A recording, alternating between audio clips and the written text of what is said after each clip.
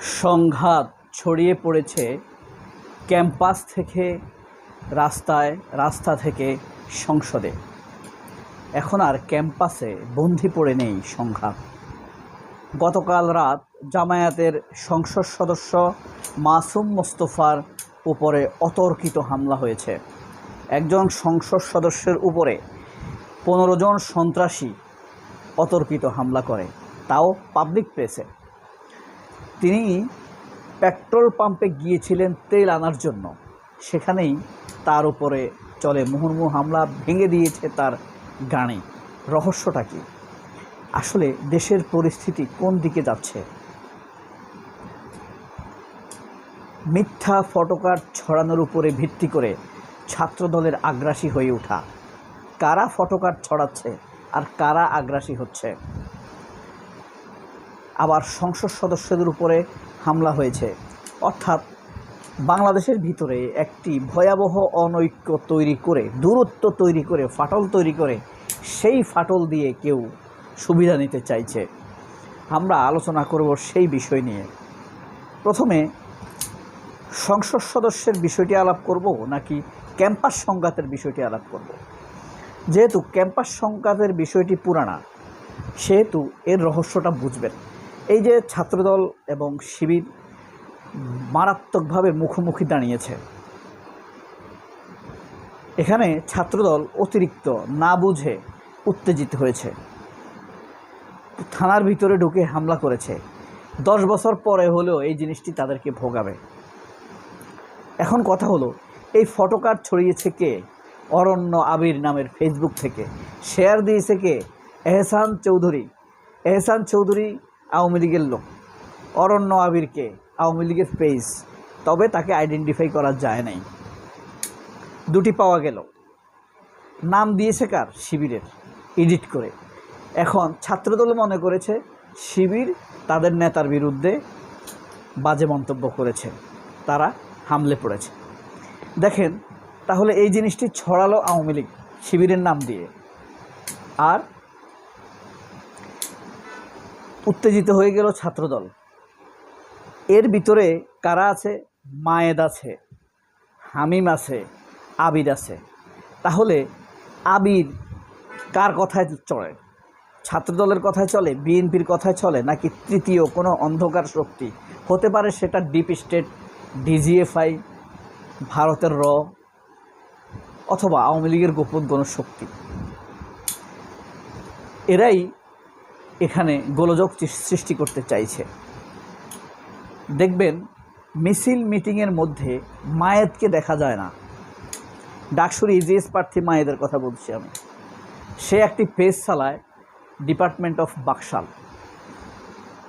সেখান থেকে নানান গুজব রটায়। তারপরে আপনার মানসুরাকে মিছিল মিটিংয়ে দেখা যায় না। এরা আসলে ডিজিএফআই, ডিপ স্টেট বা ভারতের রয়ের লোক। এরা সংঘাত সৃষ্টির মতো, দূরত্ব তৈরি করার মতো কথা বলে।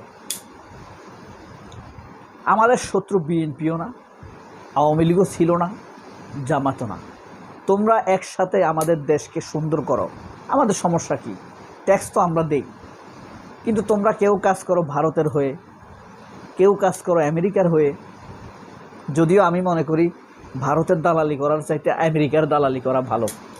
ভারতের 40% লোকের টয়লেট নাই, এরা রাস্তাঘাটে টয়লেট করে।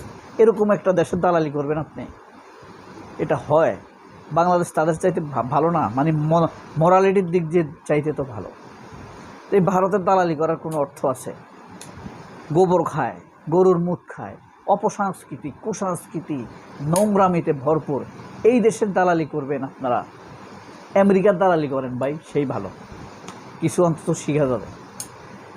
তো এই যে ওয়াকার বলি, ডিপ স্টেট বলি, অথবা ভারতের দালালি করতে গিয়ে কলকাঠি নাড়ে কাদেরকে দিয়ে? মায়েদ, মানসুরা, আবিদ, এদেরকে দ্বারা নাড়ানো হয়।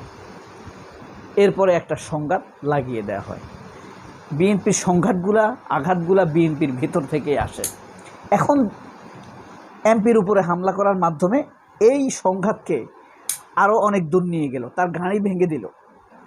এরপরে কি হবে? ধরেন এই লোকেরাই এই সন্ত্রাসীরাই অথবা এই ডিপ স্টেট, এই গোয়েন্দারাই বিএনপির একজন এমপিকে মেরে ফেলল, সাপোজ, আল্লাহ না করুক। এখন বিএনপির লোক মনে করবে যেহেতু ওর উপরে বিএনপি হামলা করেছে, তাহলে আমাদের এমপিকে মনে হয় এরাই মারছে। চূড়ান্ত একটা সংঘাত লাগবে না দেশে, এরা এটাই চাইছে। যাই হোক, আমরা খবরটা পড়ে শুনি। এমপি মাসুম মোস্তফা নেত্রকোনা 5 আসন থেকে নির্বাচিত সংসদ সদস্য। মাসুম মোস্তফার উপর হামলা করে গাড়ি ভাঙচুর করে দেওয়া হয়েছে, তার গাড়ি অবরুদ্ধ করা হয়েছে এবং মাসুম মোস্তফা খুবই আশঙ্কা প্রকাশ করেছেন, আমি যদি নামাজরত অবস্থায় না থাকতাম, মসজিদ যদি বন্ধ না থাকতো, আমাকে মেরে ফেলত।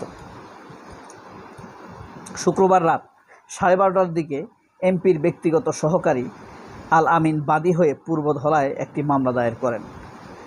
এই মামলার উপজেলা বিএনপির আহ্বায়ক আলহাজ আবু তাহের তালুকদার, যুগ্ম আহ্বায়ক ইশতিয়াক আহমেদ বাবুসহ বিএনপির সহযোগী অঙ্গ সংগঠনের শীর্ষ নেতাদের আসামি করা হয়েছে। এছাড়া অজ্ঞাতনামা আসামি করা হয়েছে 50 থেকে 60 জনকে। গ্রেপ্তার করা হলো এনায়েতুল্লাহ, মিজান মিয়া, মিজানুর রহমান, খায়রুল ইসলাম সহ 9 জনকে। মামলার বিষয়ে উপজেলা বিএনপির পক্ষ থেকে তাৎক্ষণিক কোনো প্রতিক্রিয়া জানানো হয়নি। পুলিশ জানায়, প্রকৃত দোষীদের আইনের আওতায় আনতে অভিযান অব্যাহত রয়েছে। বর্তমান পূর্বধলায় অতিরিক্ত পুলিশ মোতায়েন করা হয়েছে। নেত্রকোনা জেলা পুলিশের অতিরিক্ত পুলিশ সুপার হাফিজুল ইসলাম গ্রেপ্তারের বিষয়টি নিশ্চিত করেন। তিনি বলেন, গ্রেপ্তারকৃতদের আদালতে পাঠানো হয়েছে। এর আগে শুক্রবার মাগরিবের নামাজের সময়, খেয়াল করেন, মেসার্স গিরিপথ পেট্রোল পাম্পে এমপি মোস্তফা মাসুমের উপর অতর্কিত হামলা চালায় একদল উচ্ছৃঙ্খল লোক। এ সময় সংসদ সদস্যের ব্যক্তিগত গাড়িতে ব্যাপক ভাঙচুর করা হয়। ঘটনার সময় সংসদ সদস্য পাম্প সংলগ্ন নামাজ ঘরে অবস্থান নিয়ে আত্মরক্ষা করেন। পরবর্তীতে উপজেলা প্রশাসন, পুলিশ তাকে সেখান থেকে উদ্ধার করে। এই ছিল মূলত ঘটনা। সংঘাত যত বাড়বে, ভারতের তত লাভ, আওয়ামী লীগের তত লাভ। যত মিলমিশে থাকবেন, আপনার সংসারে আপনি মিলেমিশে থাকবেন। এটা আমাদের একটা সংসার, এই দেশটা। আপনি যদি আমাদের সংসার, আমাদের দেশে যদি আপনার সংসারে যদি আপনি মিলেমিশে না থাকেন, আপনার প্রতিবেশীরা সুযোগ নেবে, আপনার শত্রুরা সুযোগ নেবে। আমরাও যদি আমাদের এখানে সেভাবে না থাকি, আমাদের শত্রুরা সুযোগ নেবে, ভারতীয় শক্তি সুযোগ নেবে। বাংলাদেশে ভারতীয় শক্তি কি? ডিপ স্টেট, আওয়ামী লীগ কিন্তু ভারতের একটা শক্তি এই দেশের ভিতরে। তারা নিজেদের কোনো উইল নাই এখানে, ভারত যা বলে তারা তাই করে। আপনি বুঝেন, 54 বছর একটা দেশ স্বাধীন হয়েছে, এই দেশে এখনও এই অবস্থা। মানুষ এখনও একটা দেশে রিক্সা চালকের সংখ্যা থাকবে, সারা দেশে যদি আপনি হিসাব করেন, ধরেন 60,000 রিক্সা চালক থাকবে। এই দেশে 1 কোটি রিক্সা চালক। আপনি কেমন ভয়ঙ্কর ব্যাপার, বুঝতে পারবেন? হ্যাঁ, এত গরিব থাকবে কেন দেশ? তারপরে যে এই দেশকে ভালোবাসে ভাই, সে এই দেশ থেকে টাকা লুট করে দেশের বাইরে নেবে। তাও এমন পরিমাণ টাকা লুট করেছে যে এই পৃথিবীর ট্রানজ্যাকশান ওভারঅল অ্যামাউন্টের দিক দিয়ে এই অ্যামাউন্ট হলো পৃথিবীতে 1 নাম্বার।